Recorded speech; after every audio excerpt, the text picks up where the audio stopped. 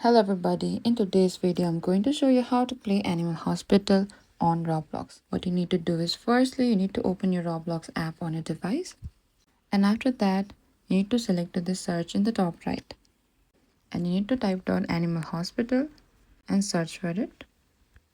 So over here you need to select this top Animal Hospital game and select play icon in the bottom right.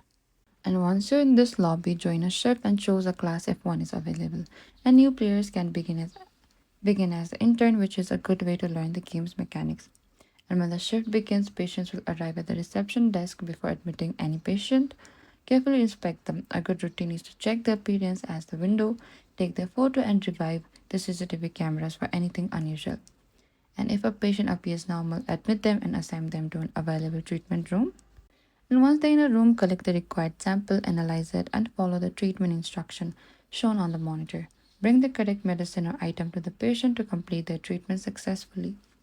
And as you complete shifts, you will learn rewards that can be used to unlock new classes and improve your performance in the future game. The more you play, the easier it becomes to recognize an anomalies and survive longer nights. And that is it. That's how you can play Animal Hospital on Roblox. Thank you for watching this video. I hope this video was helpful.